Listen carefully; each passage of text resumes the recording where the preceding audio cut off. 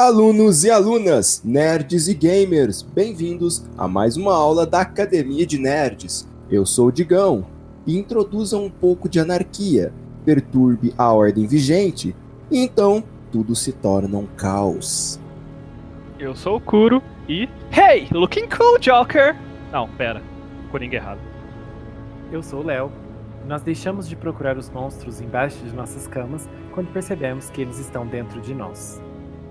E eu sou o Roxas, e nesse cast maravilhoso de hoje eu vou ensinar para vocês, alunos, como fazer um ótimo pudim. Ou quase isso. Sentem nas suas cadeiras, preparem os cadernos, porque a aula já vai começar. E na aula de hoje, nós vamos falar sobre o surpreendente filme de suspense psicológico da DC, Coringa. Exatamente. Mas Ou chocante. Acho que não, deixa pro Shazam isso daí. Ou pro Super Choque. Exatamente. A gente tá com o Digão virando Kuro, gente. Hoje tem alguma coisa muito errada aqui. Eu não tô Fusão. entendendo. Ele foi afetado pelo 3 nosso Kuros tema. eu não dou conta. Mas como que já é de costume aqui, nós temos algumas perguntas para responder que o pessoal mandou pra gente. Então vamos lá. Primeira pergunta de hoje é do Matheus. Matheus que mandou um e-mail pra gente há muito tempo atrás, lá no começo do ano. E agora ele tá aparecendo novamente. Ele tá perguntando assim: vocês acham que o Coringa leva o Oscar? Em qualquer categoria, seja Eu acho que Grandes chances. Grandes Eu chances. acho que tem grandes chances. Eu também acho que sim, sabe? Chances muito altas. Vamos lá. Eu acho que é o tipo de filme que crítico gosta e que a academia, né, gosta também. E a atuação do Joaquin Phoenix também foi muito foda, né? Eu li em algum lugar falando que normalmente os filmes que vão pro Oscar são lançados um pouco mais pro fim do ano. Mas acho que eles vão abrir uma exceçãozinha pro Coringa, porque, realmente, a gente vai falar sobre isso ainda, né? Exato. Temos muito a comentar sobre isso. E mais uma pergunta, a segunda pergunta de hoje é da Marcela Murari, que mandou pra gente lá no Instagram. Quais as principais diferenças para vocês em relação às histórias em quadrinhos do Coringa e do filme? O que vocês acham que faltou? A gente vai acabar conversando mais sobre isso durante o cast, né? Mas vamos lá. Na parte dos quadrinhos, eu acho que eu sou o que pode mais falar aqui, né? Eu acho que eu leio mais Batman que vocês. Você é o super fã. Não sou super. Assim, o Coringa, ele é um personagem que ele foi mudando de década em década. Então, nos anos 50, ele era, digamos que, o mais palhaço. A partir dos anos 70 mesmo, isso mudou de vez. Ele ficou sendo literalmente um gênio do crime insano, psicopata, e por aí foi. Então, de tempo em tempo, a gente acaba tendo essa transformação no personagem. No cinema, a gente já teve essas personificações ao longo dos anos. Nos primeiros filmes lá no primeiro filme, né, do Batman, de 1989, o Jack Nicholson ele faz um palhaço do crime. Quando você pega a atuação do Heath Ledger, já é uma outra contextualização. Esse Coringa de hoje, perto do que a gente tem pros quadrinhos, eu não diria que ele é um vilão. Ele não foi criado ali no filme para ser um vilão. Ele poderia ser qualquer um de nós, assim, que tivesse nas condições que ele tá. Eu acho que essa é a maior diferença. Eu já acho que ele tá ali não pra nem ser o herói nem o vilão. Ele tá ali pra espalhar aquele sentimento pras pessoas. Igual foi no seriado do Gotham, o Jerônimo. Eu não sei comparar com os quadrinhos, porque eu nunca li Batman e não conheço, assim, como é que é o Coringa, né? Mas pelo menos no filme, é uma tentativa de entender o personagem, porque acho que uma coisa interessante é que a gente já sabe onde o personagem vai chegar, né? A gente já sabe o ponto final, assim, do personagem. Só que a gente não conhece a trajetória dele, então o filme apresenta isso. Como é que ele chega até lá. Sim, eu acho que a maior diferença os quadrinhos é que ele tem ele tenta puxar pra uma pegada muito mais humana e realista, né? Próxima da vida real, assim, até certo ponto. Então fica bem destoante mesmo do Coringa dos quadrinhos, mas não porque é um Coringa ruim, mas é porque realmente é uma pegada muito mais puxada pro realista, assim. Então, eu acho que essa seria a maior diferença entre o Coringa dos quadrinhos, né? Que é realmente um maníaco mais... É um megalomaníaco, assim, né? Uma coisa bem mais... Como é que eu falaria? É o Caricato, assim, ele é certa fissurado, forma, né, pelo aquilo que ele faz. Ele é aquele personagem que Sim, a maioria das vezes, que sim. ama, gosta mesmo, sabe? Não é nada... Ele não precisa de uma motivação, ele faz porque ele tem prazer. E a outra pergunta dela é: o que vocês acham que faltou? Eu acho que essa pergunta a gente vai começar a responder ela exatamente no cast, que eu acho que vai ser aonde a gente vai conseguir explicar isso melhor pra vocês, senão a gente vai acabar se adiantando, mas a gente já entra nisso. Mas começando, eu acho que a coisa mais, assim, fácil pra gente fazer, já que a gente já começou falando de Coringa, foram 2 perguntas de Coringa, é explicar exatamente o que é a desgrama do Coringa, né? Então, o Coringa, na verdade, ele é uma carta. Não, Ô, Coringa Brasil. é um misto de ovos, manteiga, que se torna pudim. Gente, Digão, pelo amor de Deus, Digão, conta pra gente a origem do personagem Coringa. Então, o Coringa, ele é até hoje considerado o maior vilão do Batman. Ele é exemplificado geralmente como a contraparte do Batman. E ele é um personagem que foi criado em 1940, como eu já até tinha mencionado. Se eu não estou enganado, ele foi criado... A primeira aparição dele foi em abril, eu não lembro a data. E ele era, na primeira aparição dele, literalmente um palhaço, todo bobão e etc. E ao longo dos anos, né, ele foi mudando da mesma forma como o Batman foi se transformando. Ele tem, digamos que, uma definição mais perto do que a gente conhece hoje em dia a partir dos anos 70. E daí pra frente a gente tem vários e vários arcos muito importantes, porque ele é o principal vilão do Batman. Isso é incontestável. A criação dele foi feita pelos mesmos criadores do Batman, que é o Bill Finger e o Bob Kane, mas eles tiveram uma ajuda na criação do conceito pelo Jerry Robinson, se eu não estou enganado. Ele que ajudou na criação do conceito do personagem, mas ele foi sendo moldado ao longo dos tempos.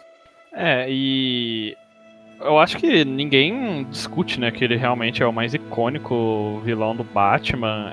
Tanto é que não é à toa que ele já teve vários filmes, quadrinhos, animações, tudo focado nele, porque ele é basicamente, tipo... O Batman e / Super-Homem dos vilões pra DC, Sim, né? Exatamente. A gente pode falar que quando a gente pensa em DC e a gente vai falar assim, vilão da DC, ele é um do top 3 ali que a gente vai lembrar? Eu acho que tranquilamente pra maioria das pessoas vai ser. Pra mim é o top 1, inclusive. Sim, então arriscaria dizer que pra mim é o top 1. E eu acho que ele, não só da DC, se você pensar em vilão de super-herói, como um todo, ele é top 3, assim. Eu acho que o que mais pega no Coringa, assim, que faz ele ser tão idolatrado do jeito negativo, mas ele é idolatrado, é que ele é um personagem que você não sabe o que você espera dele. Não dá pra você falar assim, o Coringa talvez vai fazer isso, ou ele tá planejando isso. Ele não é esse tipo de personagem. É aquele tipo de personagem que, literalmente, você fica ali esperando alguma coisa surpreendente acontecer, porque ele não segue uma norma, ele não segue uma lógica, né? Acho que é isso que acontece. É a aplicação do caos, né? Sim. Ele foge sempre, né, do que você espera. Você fala, não, ele vai fazer isso porque é clichê. Nunca. Eu acho que outro ponto também que é bem forte é que ele é um humano normal, entre aspas, né? Assim. Porque a maioria dos vilões, assim, principalmente antigamente, eram pessoas com superpoderes e tudo mais. Tô falando de vilões mesmo, né? Não tô falando daquele carinha que assalta o banco ali no quadrinho que é vencido em uma página. Então, eu acho que isso também é uma pegada bem forte, porque também, além dele ser humano, ele tem um lado um pouco humanizado, assim, é louco, é insano, assim, mas é algo que você consegue ver acontecendo com uma pessoa, sabe? Ela ficar insana a ponto de querer destruir todo mundo, sabe? De querer... É algo que é possível de você enxergar acontecendo na vida real. Assim, até certo ponto, né? Claro que sempre eles extrapolam nos quadrinhos e tal, mas... Ao longo dos tempos acontece isso, né? Eu acho que a personificação, assim, mais perfeita, talvez, do que é o Coringa é o que rola na série Arkham de jogos. Você tem ali o Mark Hamill que faz a voz dele, então ele tem uma risada muito, muito maluca e uma demonstração perfeita do que é o Coringa, né? Tanto que o Coringa ele é tão maluco que ele é o único dos vilões que ele não tá nem aí pra identidade do Batman, sabe? Ele poderia muito bem utilizar isso a favor dele, caso ele já teve várias oportunidades pra saber quem que era atrás do capuz, mas ele não se interessa por isso. E isso é um negócio que, a primeiro ponto, você fica tipo, bagulho insano, não tem lógica isso. Mas eu acho que é exatamente isso, né? E com isso, né, depois de o personagem fazer tanto sucesso ao longo dos tempos, era óbvio que ele iria ter as participações dele nos filmes. Eu acho que as últimas participações dele de mais destaque, uma de um ponto positivo e outra de ponto negativo, é a do Heath Ledger, que era considerado o melhor Coringa de todos os tempos. E depois a gente teve do Jared Leto, né, no Esquadrão Suicida, que teve gente que falou que não deu tempo pra acontecer muita ele recebeu coisa. muita crítica, né? E assim, a essa altura, a esse ponto, não dá mais pra saber.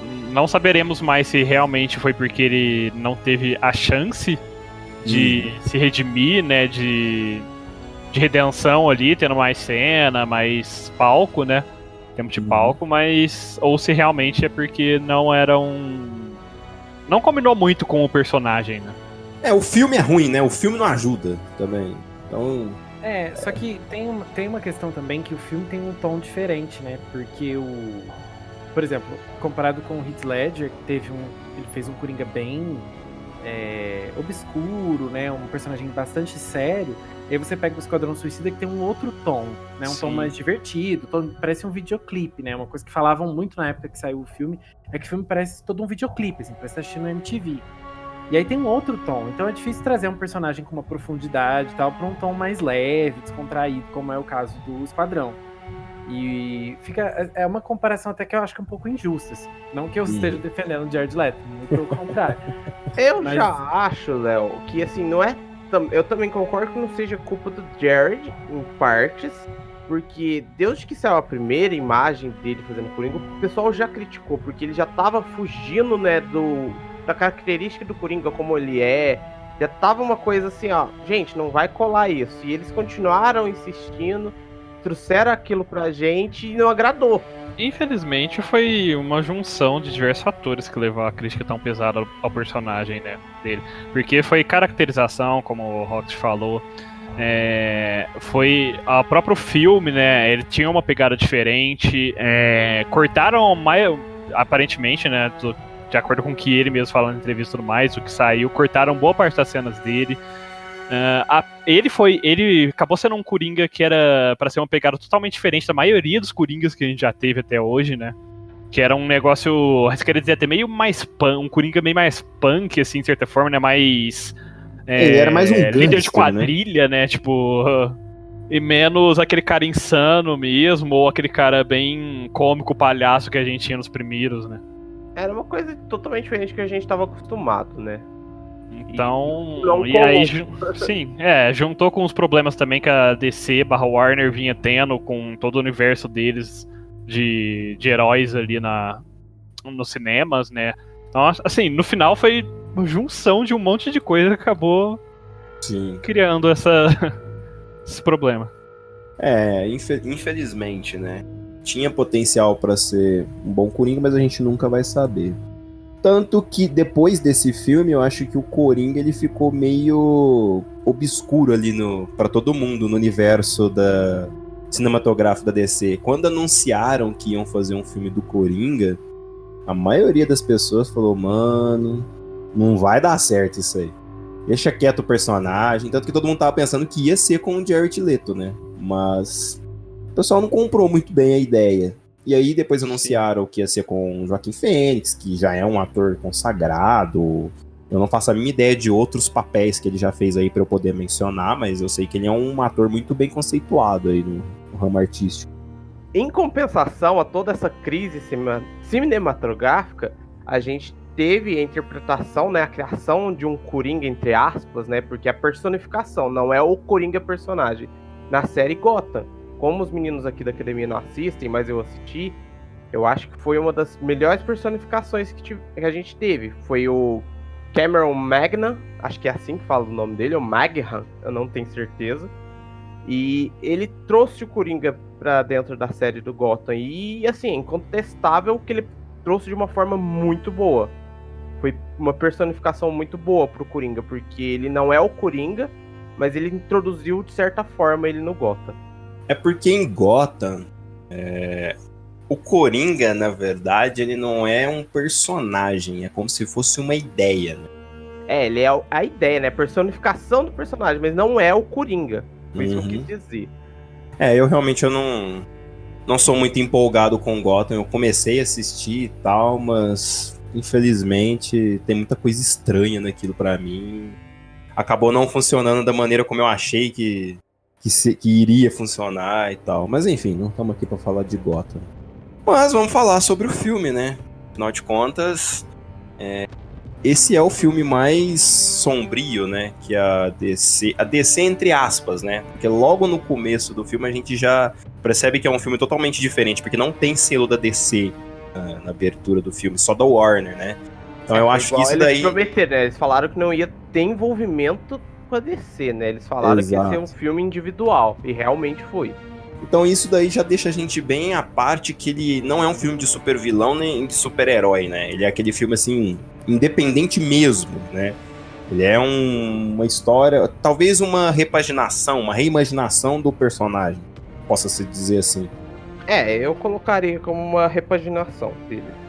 Porque eles estão usando o nome, mas é diferente de tudo que a gente tá acostumado. O diretor do filme, ele chegou a falar que ele considera que filmes de super-herói hoje em dia são meio que como peças de Shakespeare na Inglaterra. Porque na Inglaterra tem peça de Shakespeare pra todo lado, então são vários atores interpretando o mesmo personagem. Então ele meio que fez essa comparação, né, com filmes de super-herói, porque vários atores podem interpretar aquele mesmo personagem, todos aqueles universos podem coincidir, existir ao mesmo tempo. O que eu acho que ele quis dizer é que esse filme não necessariamente precisa se conectar com outros filmes da DC, os futuros filmes do Batman, nem nada disso. Ele, na verdade, ele afirmou isso depois, eu acho que em outra entrevista mais pra frente. Basicamente isso. Esse filme foi feito pra ser um filme solo mesmo, né? Realmente, standalone, assim. Não foi feito pra se conectar com outros filmes do universo da DC. E nem pra necessariamente ter uma continuação, nem nada do tipo. Realmente era pra ser um filme... foi planejado, né? Como sendo um filme solo mesmo. Da visão dele, do Coringa, né? E vale lembrar que esse filme ele não adapta nenhuma história específica do Coringa, né? Ele pega várias ideias do Coringa como um personagem, como um todo, pega referências daqui e dali do Coringa, mas não segue um quadrinho específico para contar a história. A única coisa que eles pegam assim mais forte dos quadrinhos é o nome que eles utilizam pro personagem do Coringa, que é o Arthur Fleck. Que, pra quem não sabe, o Coringa ele nunca teve um nome específico nos quadrinhos, e ele só foi ter, deram um nome pra ele e tal, na HQ A Piada Mortal, onde você vai entender mais ou menos como que foi a origem dele no universo e tudo mais, aquele lance do comediante, etc. Então eles pegaram esse nome, né, e utilizaram. É mais ou menos assim uma referência mais direta do que a gente pode ter.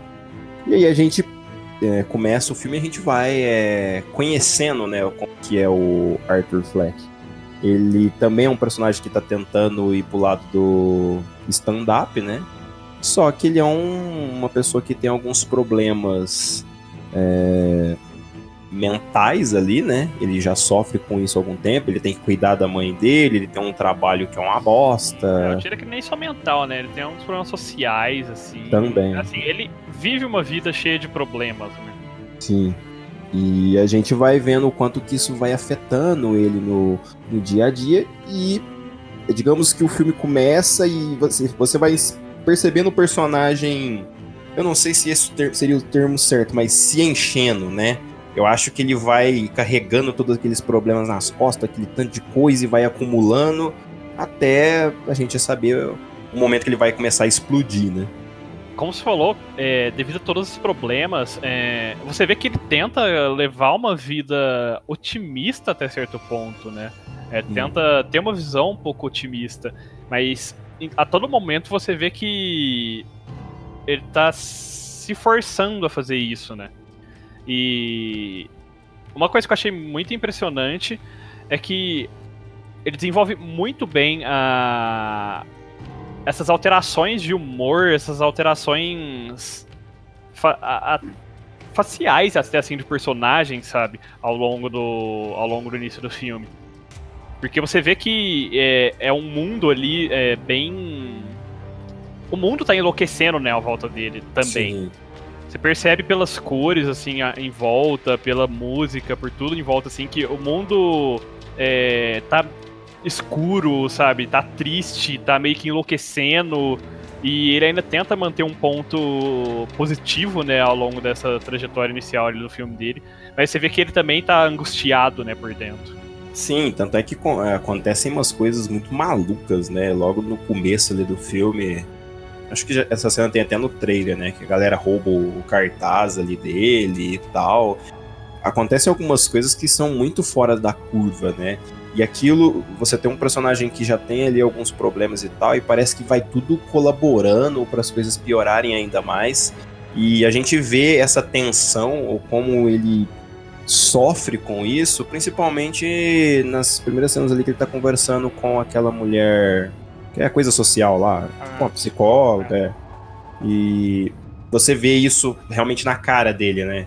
Tipo, ele vai mudando o olhar, assim, muda pra risada, e por aí vai. E é uma coisa que chega a ser sinistra até. E eu acho legal disso que foi uma maneira deles retratar Gotham, né? A cidade em toda como si, porque é uma cidade de loucos mesmo. Sempre falam, batem nessa tecla. E nesse filme você conseguiu ver como que não é só os velhos ladrão que são malucos. É todo mundo na cidade. Sim, Gotham nos quadrinhos ela é dita como o câncer, né, dos Estados Unidos, assim. É uma cidade maluca, né? Pessoas fantasiadas de morcego saem pulando por aí. E já que vocês citaram Gotham, eu achei assim que os dois grandes personagens do filme é o próprio Coringa, né, lógico, o Arthur, e a Gotham como um todo, assim. Gotham é praticamente a outra personagem principal, assim, porque os outros personagens são bem coadjuvantes. O filme é muito focado no Arthur, né? A história toda gira muito em volta dele. Raramente tem alguma cena assim que ele não participa. Então, o tempo todo ele tá ali como o centro do filme. E o tempo todo também, pelo menos é o que eu notei, assim, é o que eu senti quando eu tava assistindo, Gotham tá sempre exercendo uma influência muito grande. Então eu vejo Gotham até como um personagem mesmo do filme. Assim. Ele sempre exerce uma influência enorme em tudo, e principalmente, né, na forma com a qual o Arthur vê o mundo. Sim. E dá pra notar isso principalmente na forma como a população da cidade vai reagindo a cada coisa que vai acontecendo, né?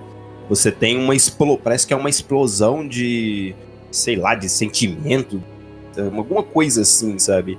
É tudo muito 8 ou 80, sabe? A população, ou ela tá insana, ou ela tá com a cabeça baixa. Sim, eu acho que, assim, a todo momento, é que nem ela falou, basicamente, a própria Gotham é como se fosse um ser vivo ali dentro do filme, e que tá interagindo com o personagem, ou com os outros personagens, né, como um todo. E você vê a todo momento que eles mostram o quanto a própria cidade, né, como você disse, a população está sendo afetada pelas coisas que acontecem, seja positivo ou negativamente. E você vê que ela já tá, desde o começo, vai mostrando todos os indícios, assim, ao longo da história, que Gotham, como um todo, ela tá àquela beira de colapso, né, que a gente vê muito nos quadrinhos de Gotham, como vocês já citaram, que é uma cidade, assim, louca, assim, que é uma cidade com taxa criminal ridiculamente alta, sabe? Extrapola todos os limites dos Estados Unidos, né, lá dentro dos quadrinhos. Então a gente já vê que ela tá dando esses indícios ao longo do filme, né? Sim, sim. Gotham é uma cidade muito à parte, assim, porque eu acho que ela é a única cidade que é literalmente uma cidade viva, digamos assim, no ramo dos quadrinhos. Eu não consigo me lembrar de mais nada. Ela me lembra, talvez, Como é que chama o lugar onde o Demolidor Hell's Kitchen. mora lá? Isso. Ela me lembra aquilo. É uma semelhança, assim, sabe? De colocar DC e Marvel lado a Sim. lado. Ah, mas acho que se você pegar Hell's Kitchen é mais ladrões mesmo, não são as pessoas que são. Não, mas eu concordo com o Digão. Tem uma boa eu tenho uma semelhança, lembrança, porque alguns quadrinhos, algumas versões assim do Batman puxam pra esse lado um pouco mais louco e tal da cidade, mas no geral o foco é sempre realmente igual o Hell's Kitchen. Essa taxa é muito alta de criminalidade, a banalização da criminalidade nesse lugar. Uhum.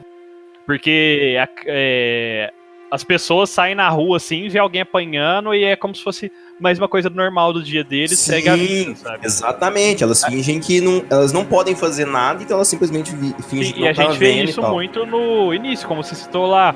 As crianças roubam cartaz dele, batem nele e, sabe, ninguém nem bate o olho. Tá todo mundo um pouco se lixando, porque é algo completamente normal no dia a dia deles. É a banalização da criminalidade, da loucura, assim, que causa esse ecossistema, né, da cidade. Exato. E é uma coisa que eles batem o martelo em cima disso durante o filme inteiro, né? Porque literalmente a sociedade tá assim. Tá todo mundo um pouco se lixando uns pros outros. Sim, a gente vê depois, mais pra frente, durante a história, que começam a acontecer alguns crimes, né? Alguns assassinatos, assim, mais claros ali durante o filme. E a gente vê que a própria polícia também não parece dar muita bola, sabe? Pra eles é só mais uma coisa que eles têm que fazer no dia a dia deles, vamos ver, mas, sabe, um pouco se lixando também. Porque já é algo completamente normal ali no dia a dia da cidade, pra todo mundo, sabe? E a questão de Gotham, assim, uma coisa que eu acho que ajuda o filme pra tentar, assim, trazer o filme cada vez mais pra realidade, transformar ele num filme bastante verossímil, é a questão de que nada funciona em Gotham. A única coisa que funciona é a elite.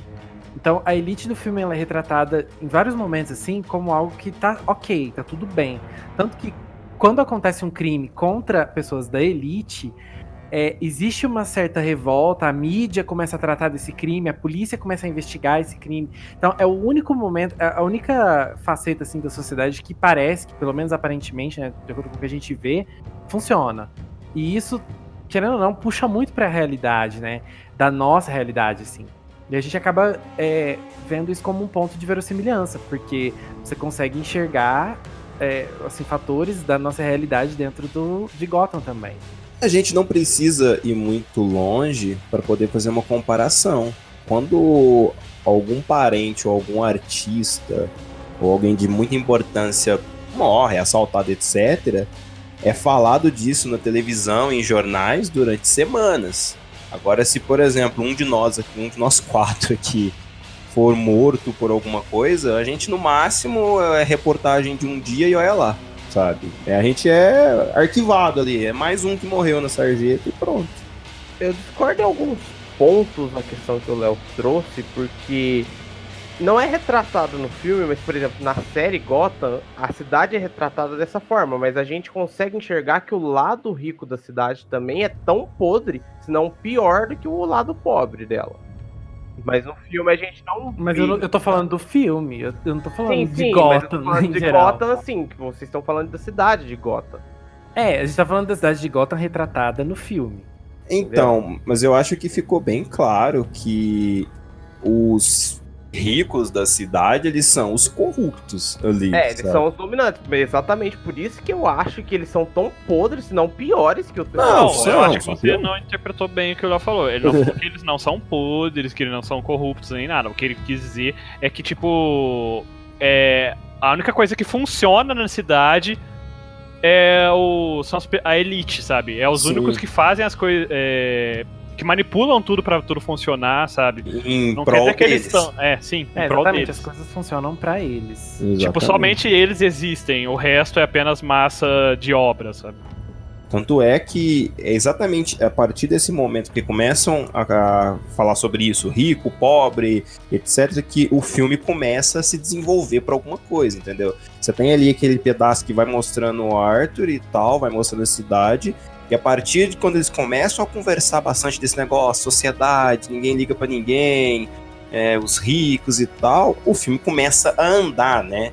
E a partir daí, Eu acho que vocês tiveram a mesma sensação que eu, mas parece que a gente vai ficando tenso assistindo o filme, sabe? Você não tem, assim, tantos momentos que você relaxa, assim, e fica tipo, nossa, legal. É um filme que parece que tá te incomodando ali, sabe? Ele é um filme perturbador, né? Eu, desde o começo do filme, que acho que é uma das primeiras cenas, assim, que ele começa a rir, né, pra psicóloga lá, eu já não relaxei mais. Eu fiquei tenso o filme inteiro. E o filme, ele tem algumas cenas mais leves, assim, que tentam quebrar um pouco, né, trazer um pouquinho de comédia. Eu não consegui rir em momento nenhum. Não consegui achar graça, porque eu tava muito tenso. Então o filme, ele, pelo menos pra mim, ele teve esse ar pesado e muito denso. Tanto que eu acho assim, que gravar esse cast... Ó, a gente tá gravando um dia depois da gente assistir o filme, né? E eu acho que eu não assimilei o filme ainda. O Léo não vai dormir essa noite. Gente, é muito... Eu fiquei o dia inteiro hoje trabalhando, pensando nesse filme. Pensando nas coisas que aconteceram, nas implicações das coisas e tudo. Não, mas eu acho que é fato, assim, que não é um filme leve de assistir. E eu concordo que, assim, pra você entender o filme como um todo, eu acho que pra maioria das pessoas seria necessário pelo menos assistir umas 2 vezes, sabe, o filme. Porque é difícil de você realmente assimilar tudo que acontece no filme, a forma como eles querem expor as coisas que acontecem no filme, e uma única sentada pra assistir, sabe? Ele é um filme... Eu achei o filme pesado, como eu falei pros meninos quando a gente saiu do cinema. Ele é um filme, assim, que... Se eu não fosse uma pessoa mais velha, que tem uma cabeça formada, entende como funcionam as coisas, eu sairia de lá feito um Coringa, retardado, louco, maníaco. Nossa senhora! Nossa! Medo! Menino, o que você fazia na infância? Sua adolescência Eu coletava foi estranha. Você era um caçador de Pokémon? Você era o Vegeta? Sim, eu era. Maldito Kuro, ele é um gênio. Mas sim, ele é um filme bem pesado, porque ele tem essa pegada, como a gente falou, né, mais realista, e ele puxa muito pra essa parte mais mental, né, do personagem. A gente, querendo ou não, é um filme meio que em primeira pessoa do Coringa, né, então eu acho que de certa forma é até esperado, assim, que ele seja um filme pesado, né, que seja um filme mais puxado pra parte mais psicológica, mais analítica. E eu acho que nesse ponto ele acaba deixando o filme... não é um filme que é pra qualquer um assistir, sabe? É um filme que faz muito jus à classificação dele, né? De certa forma. Sim. Que realmente não é um filme pra, que nem o Rox falou, uma criança de 12 anos... Aliás, uma criança de 12 anos eu acho que não entenderia nem metade do filme, né? Sim. Mas uma criança de 14, 15 anos assistir, sabe? Tanto é que, se a gente parar pra pensar, Coringa do Heath Ledger lá da trilogia do Nolan, trilogia não, né, do segundo filme do Nolan, ele é um Coringa maluco, insano, teve uma atuação muito foda e tudo mais, só que você não vê ele o tempo inteiro, você não vê esses momentos perturbados dele e tudo mais, então querendo ou não, isso dá uma diminuída assim na carga, né, você assiste mais tranquilo, ele é insano e tal, mas quando você vê o Coringa ali, o filme inteiro, todo o tempo, você vai vendo os altos e baixos dele ali. É o que levou ele a ficar Exato. do jeito que a gente conhece o Coringa na maioria das apresentações, né? Sim. O filme do Heath Ledger, ele é muito pesado também. Só que, como o Digão tava falando, como nesse filme a gente vê o Coringa o tempo inteiro, é uma outra visão.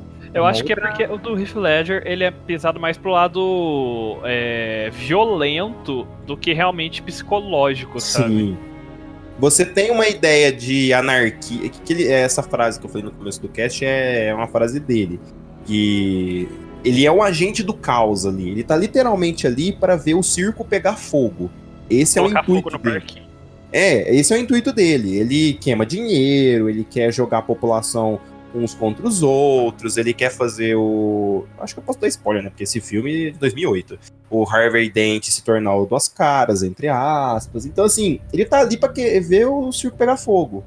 Esse é o intuito dele. Já esse é um pouco diferente. É como se ele não... Ele tá plantando uma ideia ali, mas ele nem tá tentando isso. Ele tá simplesmente surtando. A sociedade no filme faz ele se tornar aquilo, né? Não é uma coisa que ele deseja do fundo do coração dele. Ele tenta mudar várias vezes, mas parece que tudo encaminha de forma errada.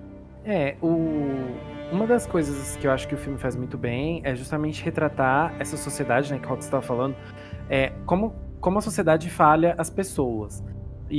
Porque assim, o filme foca muito nele, só que a gente vê que existem outras pessoas, dá pra perceber que existem outras pessoas em Gotham que estão numa situação parecida, né, como é o caso da própria mãe dele, assim, né? E a sociedade não consegue assimilar essas pessoas, a sociedade ela não dá conta de manter essas pessoas ali vivendo de forma saudável, vivendo de forma amigável. Inclusive tem uma frase no próprio filme que retrata bem isso, né? Que diz que eles esperam que as pessoas com doenças mentais ajam perante a sociedade como se não tivessem essas doenças, sabe? E essa frase é um tapa na cara. Essa frase é um tapa na cara. Na hora que eu li essa frase, que mostra essa frase no filme, é um negócio que assim, me pegou de surpresa, sabe? Porque realmente, que nem o Digão falou, é um tapa na cara, sabe? Porque se você para pra pensar, é algo que a gente vive na nossa própria sociedade, sabe? A gente espera que todo mundo haja de forma normal, entre aspas, assim, e é o que a gente quer aceitar, é o que aceita na sociedade. E assim, só fazendo um parênteses, essa frase aparece escrita, né, no filme. E a gente assistiu o filme dublado, né? Infelizmente, a gente não conseguiu comprar pra sessão legendada. E uma coisa assim que eu achei muito legal que eles fizeram é traduzir as coisas escritas. Porque tem muita coisa escrita nesse filme. E traduzir não, né? Eles editaram as imagens pra colocar como se o Coringa estivesse escrevendo em português. Sim, pra o ouvinte que estiver escutando e não viu o filme e está tomando alguns spoilers nesse momento, porque ele tem um caderninho, né? O Arthur, ele carrega um caderninho de piadas, e meio que um diário também, né, que ele escreve. Então ele escreve muita coisa e mostra muitas cenas dele escrevendo coisas no caderno, né? E eu fiquei impressionado, porque mostra as coisas dele escrevendo e vai escrevendo em português. Sim. Então teve toda uma edição, teve todo um cuidado de edição pra ele escrevendo, assim, em português as coisas, né? Quando mostrava os cadernos dele, as coisas relevantes, mostrava sempre em português, escrito ali no caderno. Você vê que, tem um CGIzinho, assim, né, pra sobrescrever tudo, mas, ainda é uma coisa muito legal, porque ainda ficou bem natural, sabe? Sim, ainda batendo nessa tecla, eu acho que foi o melhor filme dublado que a gente assistiu esse ano. Eu não tenho nada pra reclamar da dublagem. Normalmente a gente reclama e tudo mais, mas eu gostei das vozes, achei que tudo encaixou muito bem. Inclusive, eu gostei bastante da risada do Coringa na versão dublada. Eu procurei depois pra eu conseguir ver a risada do Coringa na versão original e tudo mais. E eu achei que ela não ficou devendo em nada pra original, sabe? Uma das coisas que eu já ouvi falar, assim, eu vi uma dubladora falando isso uma vez. A dublagem é boa quando você não lembra que o filme é dublado. Uhum. E, sinceramente, quando eu tava assistindo, gente, não lembrava, sabe? Eu nem percebia que o filme tava dublado. Sim. Nem lembra disso. Não, nesse sentido eu achei que ficou muito natural. As vozes dos personagens combinaram bastante. Você conseguia perceber a angústia do Arthur, né, do Coringa, na voz do personagem. Você conseguia perceber as emoções que ele estava tentando passar bem, assim, sabe? Não sei, por enquanto, se é tanto quanto a voz original, né, do próprio Joaquin Phoenix, mas você ainda conseguia sentir bem as emoções que ele queria transmitir na dublagem. Então eu acho que nesse quesito também concordo que ficou muito boa a dublagem. A dublagem, quando tem um cuidado, assim, geralmente as coisas da DC tem um cuidado na dublagem, né, da Warner em si também. Então fica muito mais próximo do original, ou fica com aquele tom de uma voz que a gente já conhece, mas não é a mesma. Eles tentam trazer algo mais parecido e fica muito bom, porque você não sente diferença. Igual, se você pegar os jogos da DC, que tem... Agora me fugiu o nome, o último que tem o Superman mal lá, gente, fugiu o nome. Injustice. Isso, Injustice. Você vê que aquele jogo lá, você nem percebe que você tá jogando ele dublado, porque tem todo o cuidado, o carinho das vozes antigas, dos personagens. Mesmo o personagem estando muito diferente, eles conseguem adaptar de uma forma que fica agradável. E você joga e vai rolando e você nem percebe. Isso desde a série Arkham, quando... O primeiro jogo dublado da série Arkham é o Arkham Origins. Eles pegaram os mesmos dubladores da trilogia Nolan para poder fazer as vozes e tal. Ficou muito bom, né? Eles utilizaram de novo no Arkham Knight. e agora também na coletânea que saiu. E eles sempre tiveram, né, um cuidado assim com as vozes e tudo mais. Embora eu, particularmente, prefiro jogar com as vozes originais para escutar o Mark Hamill como Coringa, mas aí já é uma questão de gosto próprio, né? E era uma das coisas que eu tinha um pouco de medo, né? Porque eu fiquei com medo de... Falei, nossa, os caras estão todo mundo falando dessa atuação do Joaquin Phoenix, né? A gente vai perder muito, né? Por causa disso. E eu acho que a gente não perdeu nada, sabe? Porque a dublagem ficou tão boa e ela conseguiu acompanhar o que pra mim é uma atuação digna de Oscar ali. Sim. Até focando um pouquinho mais agora na atuação dele, tipo... Eu acho que ficou muito boa, sabe? Ficou muito impressionante.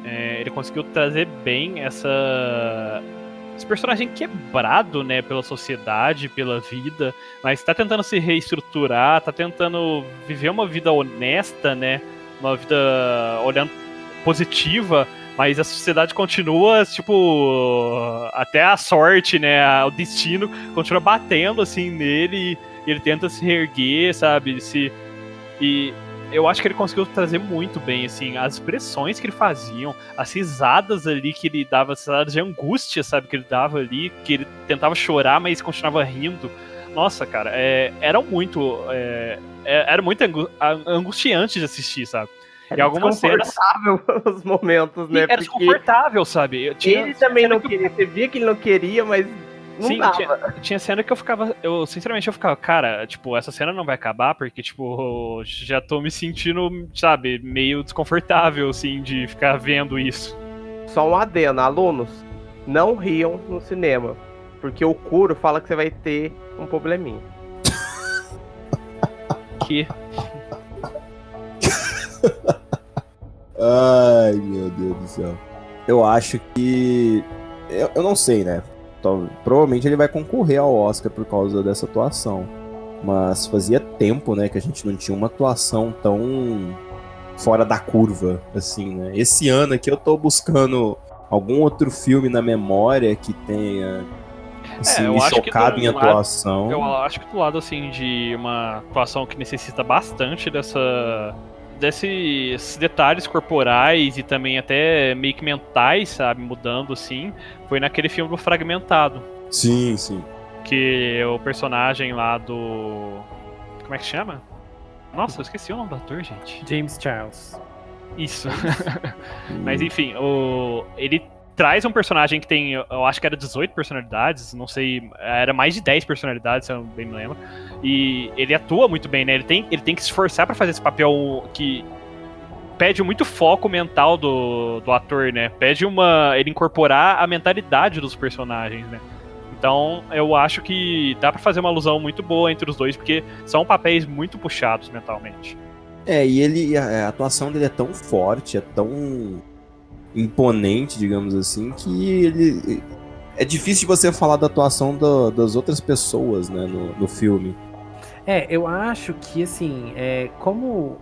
Eu já até mencionei isso, né? Como ele tá em todas as cenas, ele rouba muito a cena mesmo, independente de qualquer outro ator ou atriz que tá ali junto com ele. Por exemplo, eu gosto muito da Frances Conroy, que faz a mãe dele no filme. Gosto muito daquela atriz, eu e Roxas até comentamos, né, quando a gente viu ela, porque ela faz American Horror Story, ela faz uma bruxa maravilhosa, que é a Myrtle. Mas aí no filme ela faz esse papel e tal, ela é uma ótima atriz, com certeza.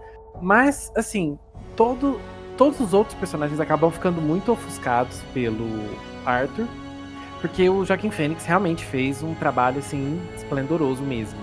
E ele traz, assim, muitas nuances pro personagem. Eu acho que não ao ponto de você simpatizar tanto com ele a partir de um certo ponto do filme, mas no começo dá pra sentir bastante, assim, né, a angústia, a luta dele, tudo. E uma outra coisa que eu achei muito interessante é o aspecto visual do personagem, porque tem um quê de grotesco em muitas cenas, né? Nossa. A forma com a qual ele se porta, e ele tá muito magro no filme, e aí... Nossa, eu super estranhei a hora que ele tava sem a camisa, assim, naquela cena. Então, e o filme faz questão de te mostrar ele em algumas posições muito, até um pouco então, grotescas. Até as posições são desconfortáveis, né, de assistir. E inclusive, você falou da aparência dele, é algo que eu insinuei mais cedo, falando do quanto ele foi destruído pela sociedade, de certa forma, né? Você vê que até fisicamente a aparência dele tá muito, como se falou, meio grotesca em certos momentos, talvez por causa da posição da câmera, o jeito que eles mostraram, mas sabe, ele é um personagem que foi destruído não só psicologicamente, mas fisicamente também, ele tá bem acabado, assim. E até a forma com a qual ele fuma, parece que mostra, assim, ele fuma, parece que com muita obsessão e com, sabe, parece que ele traga até a última possibilidade de cigarro dele, assim, então... Não importa o momento ou local, ele sempre tá tragando. E isso é uma coisa que até me incomodou, eu falei com os meninos, mas foi uma necessidade pro filme, eu acho. Eu acho que o cigarro ali pra ele tem uma representatividade até. Porque eu acho que é o único momento que talvez ele consiga fazer talvez a cabeça dele parar um pouco, assim, sabe? Parece que toda cena que ele tá fumando ali, ele tá dando uma relaxada por um breve período ali, sabe? Não sei. A famosa válvula de escape, né? Pode ser. Porque ele tá sempre tenso, né? Todo momento ali. Então parece que quando ele tá fumando, ele tá dando tentando, né? Eu imagino que a cabeça dele deve estar a 1000 e tudo mais. E uma outra coisa que eu acho que se junta muito à questão da atuação do personagem são os aspectos técnicos da obra como um todo. Uma coisa que eu quero mencionar aqui é como Gotham é retratada visualmente. Como a gente já comentou da cidade, Gotham, como é uma cidade quebrada, né? Ela tá sempre suja. E teve uma cena que me impressionou muito, que ele tá num beco, assim, e aí ele... eu não vou contar o que ele tá fazendo ali, mas tem uma hora que ele cai no chão. Tem uma hora que ele cai no chão e o beco tá todo cheio de saco de lixo. E a câmera não tá focando muito bem nele, assim. E a hora que ele cai no chão, ele tá com uma roupa toda preta, ele se mistura aos sacos de lixo e dá a impressão de que ele é uma delas. E isso faz muito parte da caracterização. E é uma questão do aspecto técnico da obra. Sim, né? A iluminação, né, ajuda, tudo vai contribuir pra isso. Não só isso, né? A trilha sonora. A gente sempre fala muito de trilha sonora nas nossas aulas e tudo mais. E ela também é muito viva, porque vários momentos eles colocam a legenda ali do que tá sendo cantado. E é como se a legenda da música ali tá literalmente contando o que tá acontecendo no momento. É bizarro isso. Não, a trilha sonora ficou muito boa. Você percebe, por exemplo, em momentos que ele tá perturbado, em algumas horas, tá tendo uma música muito batida, assim, alta, sabe? Pam, pam, pam. Ou às vezes até o som das coisas em volta estão muito altos, sabe? Carro passando, tá tudo muito alto, pra mostrar que ele tá num momento de tensão, tá perturbado. E em outros momentos, ao mesmo tempo, tá tudo um silêncio completo, sabe? Sim. Esse tipo de coisa diz muito, assim, sobre a cena também. Se você vê entrevistas de diretores e tudo mais, você vê que eles sempre usam todos esses tipos de coisas pra representar emoções pra gente. E eu acho que conseguiram passar muito bem essas situações pra gente através dessas cenas. A trilha sonora é muito tensa mesmo.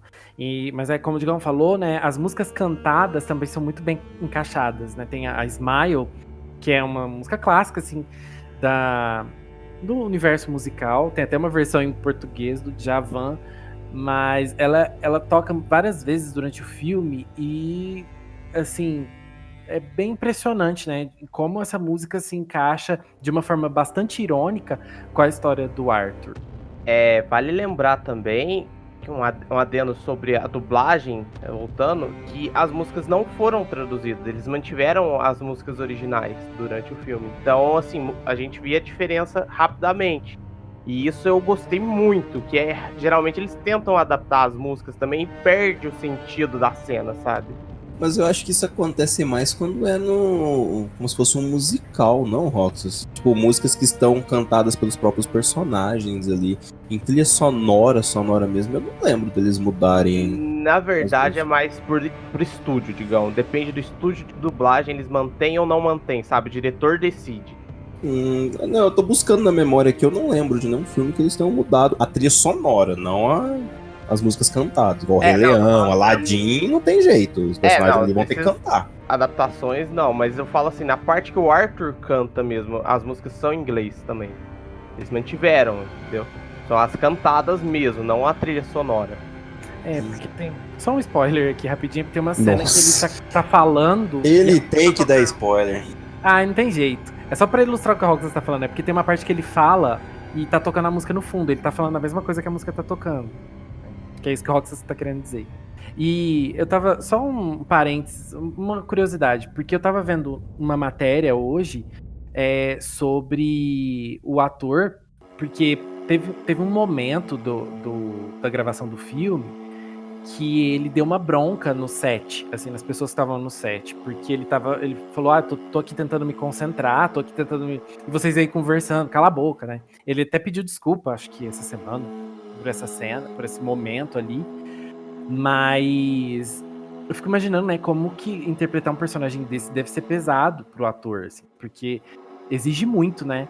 E nesses momentos, igual essas cenas, assim, às vezes uma cena mais tensa, ele precisa de uma concentração, de uma imersão no personagem muito grande pra você conseguir chegar no resultado que foi mostrado pra gente. Vocês conhecem a Maldição Coringa? Não. Eles falam que todo ator que interpreta o Coringa ou fica muito louco ou morre. O Mark Hamill não dá pra gente considerar uma pessoa muito normal. Eu lembro. O Heath Ledger se suicidou antes do filme sair. O Jack Nicholson já teve muitos e muitos problemas durante a vida. Inclusive dizem que ele é um pouquinho surtado. O Jared Leto mandava ratos mortos pro pessoal do Esquadrão Suicida durante as gravações. Eu deixo só isso aí. Né? Sim, não, mas o próprio Joaquim, né, ele é conhecido por ser uma pessoa mais reclusa, né? Na vida de artista dele, assim, ele sempre foi um pouco mais recluso. E dizem que ele no settings e tudo mais, ele sempre foi uma pessoa um pouco mais grossa, assim, muitas vezes, né? Mais reclusa mesmo. Então, ele realmente é uma pessoa. Parece que. Eu diria que é um pouco difícil de lidar, sabe? Até pra dar entrevista, né? Ele não dá um sorriso. Mas. Como ela falou, é uma coisa. Provavelmente é um personagem pesado. Ainda mais que esse Coringa foi completamente focado no Coringa, loucura, né? Porque é um filme dele. E ele tinha muitas cenas, o filme inteiro praticamente ele tá lá, né? São pouquíssimas cenas que ele não tá. Que ele não aparece. E tipo. Pensa o tanto que ele teve que gravar, o tanto que ele teve que entrar no personagem, ficar no personagem para as gravações e tal. Então, eu consigo imaginar uma pessoa se sentindo super estressada e fazer as coisas que ele fez ali no vídeo que soltaram, né, dele dando bronca, mandando o pessoal calar a boca, porque deve ser muito difícil de entrar no papel e se manter no papel de um personagem assim.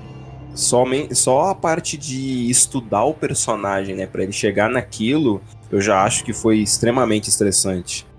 De você ficar colhendo material, pensando em como que vai ser a sua própria interpretação. É complicado, muito complicado.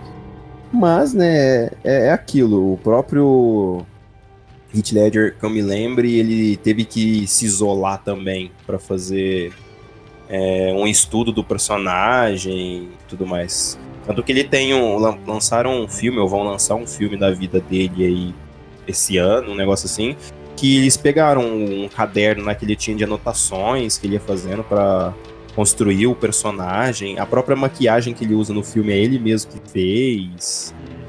É bem sinistro. E falando aproveitando que tá falando de outro Coringa, a gente já citou no começo do cast, tem bastante referências, né? Apesar de não seguir nenhuma história específica, né, do Coringa, ele tem bastante referências ao longo do filme inteiro a diversas outras histórias do Coringa, né? Sejam referenciazinhas pequenas, como um nomezinho, alguma coisa pequena, assim, ou como uma própria cena inteira, né? Envolvendo referências, atrás de referências de alguma outra história. A gente tem referência a Batman, Cavaleiro das Trevas, a HQ. Tem, digamos que, uma certa entrevista que acontece. A gente tem referência ao filme do Heath Ledger lá. Uma cena específica, você tem um enquadramento e alguma coisa que está acontecendo em volta ali, muito semelhante a tudo que aconteceu naquele filme. Não dá para mencionar porque é literalmente um spoiler. Basicamente no final do filme. Então. A gente tem um acontecimento que a gente já sabe que vai acontecer e tudo mais, mas ele também acontece no final do filme. Mas ele é bem caracterizado, honra até em nomes, digamos assim, com os acontecimentos nos quadrinhos, em filmes e tudo mais. E a gente tem os personagens daquele universo, né? Então você tem Thomas Wayne aparecendo em entrevistas, sendo mencionados, você tem Martha Wayne e você tem, obviamente, Bruce Wayne. É óbvio que num filme do Coringa eles não podiam deixar de colocar, no mínimo, uma referenciazinha ao Bruce Wayne. É uma referência leve, mas ela tá ali, né? E outra coisa que é interessante é que esse filme, eles falam, vai se passar na década de 70, década de 80 e tal. Só que nunca ali fica dito exatamente quando é o filme. Sim, era uma coisa que eu fiquei até meio... eu não tinha lido, né, anteriormente do filme, quando ia se passar. Eu fiquei até confuso em alguns momentos do filme, assim, principalmente no começo. Eu ficava, nossa, mas isso é de que ano, sabe? De que época? Sim. Porque no começo não passa tanta sensação de ser muito antigo, tão antigo, mas depois, ao longo do filme, você vai vendo que realmente... pelas televisões, né, mais de época e tudo mais, você vê que realmente é mais pelos anos 80, assim, por aí mesmo. Eu li que o filme se passa em 1981 pelos filmes que estavam em cartaz no cinema que aparecem no fundo. Também. Então, assim, é uma coisa muito específica, né? Eu nunca ia notar, porque eu não conheço, né? Não é uma coisa que me chama tanta atenção, assim, sabe? Olhar no fundo pra ver que tipo de filme que tava passando na época do filme, pra saber... ainda mais com um filme desse, né? Então... Acho que ninguém percebeu no começo, né? Onde se passava até realmente ter mais coisas claras. Todo mundo ficou na dúvida. Já que a gente tá falando de referências, né? Coisas de fora do filme aí. Esse filme, ele levantou algumas questões e algumas polêmicas que eu acho que é interessante a gente comentar aqui, né? Antes de dar nossas considerações finais. Quando o filme estreou, ele foi muito bem recebido pela crítica. Inclusive, acho que... Eu não sei se foi naquele Festival de Veneza, que é bem clássico, né, dos cinemas. Ele foi aplaudido de pé lá pelos críticos, então realmente agradou muito, né? As primeiras críticas que saíram do filme foram todas muito positivas, só que depois começaram a sair umas outras críticas que levantavam outras questões, que é justamente essa questão do comportamento do Coringa e de vê-lo como um herói, de vê-lo como talvez um exemplo a ser seguido, né? Porque existem pessoas aí que poderiam, né, de acordo com essas críticas, poderiam assistir esse filme e ver isso como um incentivo pra agir como ele. Tá tendo uma preocupação bem grande com isso, principalmente nos Estados Unidos, né, devido, a gente sabe, diversos ataques recentes que têm acontecido em escolas, tiroteios e tudo mais, né, então tá tendo uma preocupação muito grande com esse tipo de violência, né, e lá alguns cinemas, eu não... cheguei a procurar a veracidade por completa notícia, mas eu não tinha visto uma notícia que alguns cinemas no Brasil, não, nos Estados Unidos, iriam colocar... eles iam mandar alguns policiais para ficar de olho ali durante as sessões. Sim. Se eu não me engano, hoje mesmo ou ontem, não lembro quando estreou nos Estados Unidos, cancelaram algumas sessões porque receberam... ameaças. Receberam ameaças de violência e tudo mais, anônimas, sabe?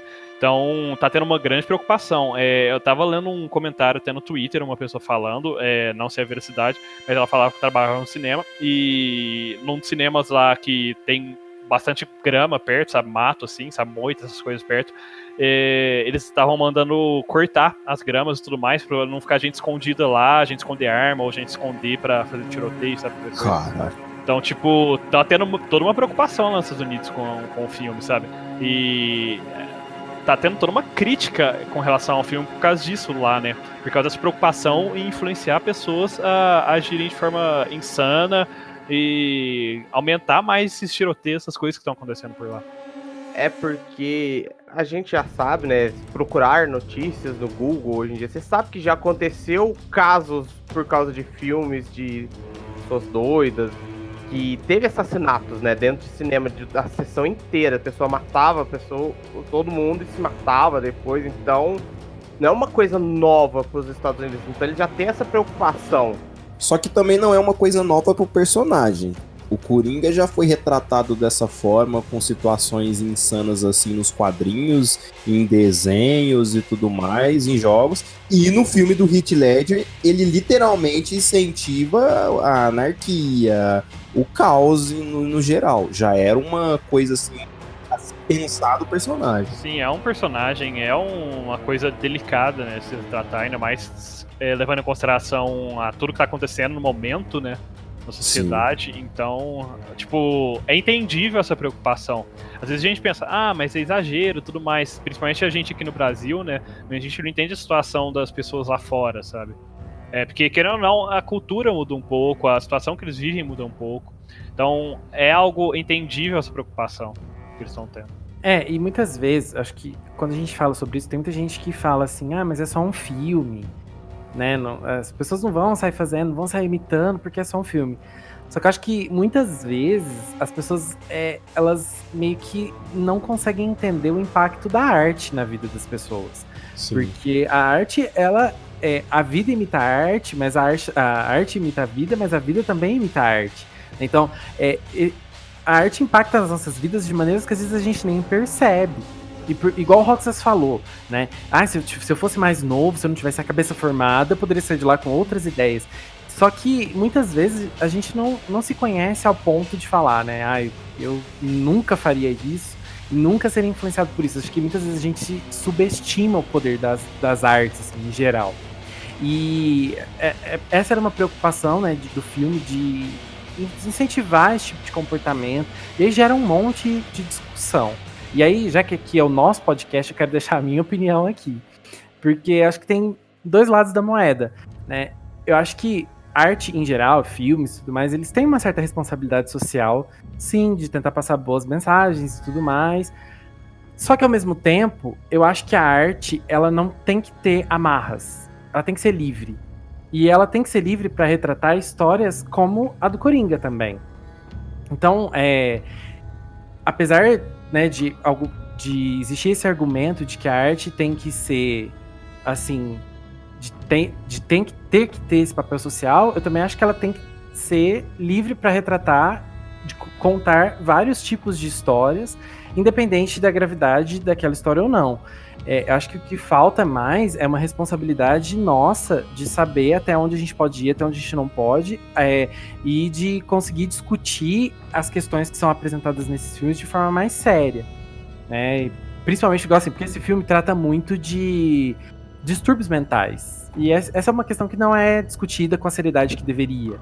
Sim. Na sociedade. Eu acho que o grande problema hoje em dia é que o pessoal, quando eles vão discutir a respeito de situações como essas, eles nunca olham para a arte ou para o contexto todo.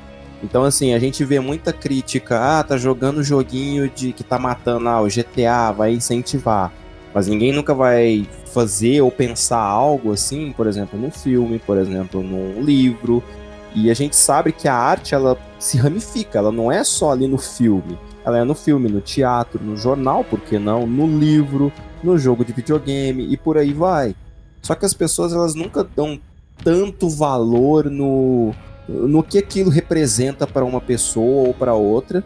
E a gente ainda tem um grande problema que as pessoas, hoje em dia, elas literalmente não estão nem aí com o problema do vizinho. Então, se o fulaninho, sei lá da onde, tava com depressão e acabou se matando e tal, na cabeça da maioria das pessoas, da grande parte, ele se matou porque quis. E isso, até hoje, você não vê ninguém chegando, falando para tentar conversar, passando isso numa escola, num negócio. Isso precisa ser conversado, sabe? Mas não é. É uma coisa que a sociedade ignora, né? Eu acho que é justamente essa mensagem que o filme tenta passar de certa forma, sabe? Todas as coisas que levam as conversas do personagem com a psicóloga, sabe? Com as pessoas ao redor dele. Como o Léo falou antes, o abandono da sociedade com ele, com a mãe dele lá. O abandono das pessoas em poder lá com a saúde, né, da população, tudo mais. Eu acho que é o tipo de mensagem que o filme quis passar também, sabe? É uma crítica de como a sociedade hoje em dia ignora, né, fecha os olhos para isso, ou simplesmente banaliza essas coisas a ponto de ser só mais uma coisa normal do dia a dia. Tanto é que é aquela frase que a gente citou mais cedo, né? Tá lá no livro, tá lá escrita, né? Parece em tela. E é meio que, como você disse, realmente ele tem um tapa na cara, assim, pra falar, tipo, gente, a pessoa ela tem problemas e tudo mais, e você não pode banalizar ela, você não pode esperar que ela ache de forma normal porque ela tem problemas. Ela tem problemas, você tem que tentar entender os problemas dela, o que levou ela a chegar naquilo, e tentar ajudar. Se não pode ajudar, procurar alguém que ajude, não sei. Mas tenta ter mais empatia com a pessoa, sabe? Exato. Tanto é que a gente ouve muito argumento hoje em dia de, não, mas pra resolver tem que matar, tem que fazer não sei o quê. Ah, era só cortar o braço, só cortar não sei o quê. É esse o tipo de argumento que você acaba escutando em várias situações de momentos como esse. É que a sociedade, Digão, tenta procurar a solução mais simples, né? Pra eles, matar resolve o problema. Eles não tentam compreender, entrar na cabeça da pessoa, tentar entender o porquê ela chegou até aquele ponto. Sem contar que você ir lá matar, você cria um loop. É literalmente isso. Aquilo vai acontecer de novo, porque aquela morte, aquilo pode representar alguma coisa para uma outra pessoa, para gerar um novo distúrbio, e isso nunca tem fim. Mas, eu acho que a gente falou bastante do filme, né? E ele realmente traz todas essas implicações, e eu acho que, assim, a gente ter discutido isso mostra o quanto o filme influenciou a gente, e acredito que era a intenção mesmo do diretor, dos personagens, dos atores, trazer esses tipos de discussões e essas visões pra gente, né? Fazer a gente refletir nesse tipo de coisa. E, assim, eu acredito que ele tenha conseguido com isso, né? Só vendo o nosso próprio cast mesmo. Mas acho que a gente falou bastante, né? Vamos começar a dar as notas? Vamos lá, vai lá, Léo. Você é o que tá mais tenso, você que não sabe direito aí, tira esse peso das suas costas, vai. Ai, muito difícil falar desse filme, porque tá muito recente ainda na cabeça, eu tô com várias dúvidas ainda. Muitas ideias, muitas coisas, muitas discussões que podem ser feitas, mas acredito que foi um trabalho primoroso, tanto na parte de direção quanto na parte da atuação do Arthur.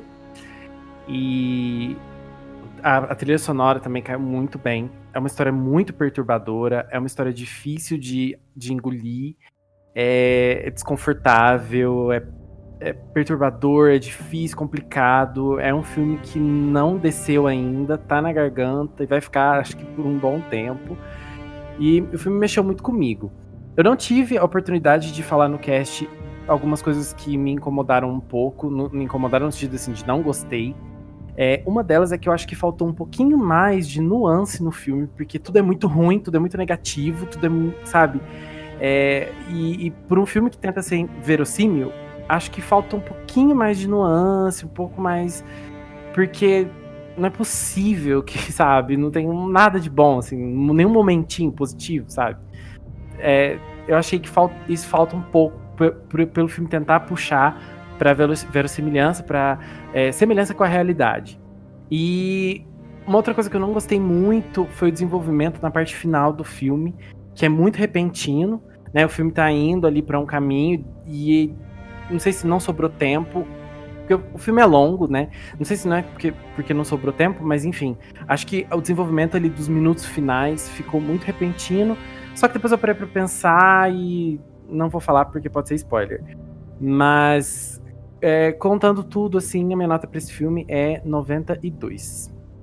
Eu acho que foi a vez que o Léo mais justificou a nota dele até hoje.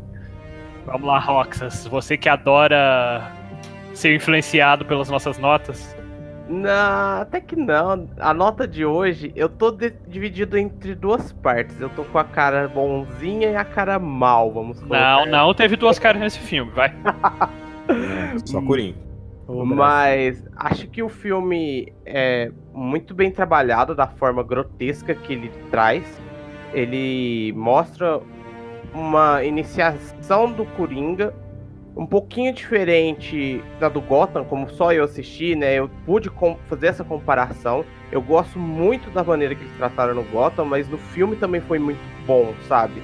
Ele trouxe aquela influência do Coringa na cidade de uma forma diferente, não proposital, mas acabou que ele aderiu a isso tudo no final. E o Arthur em si, né?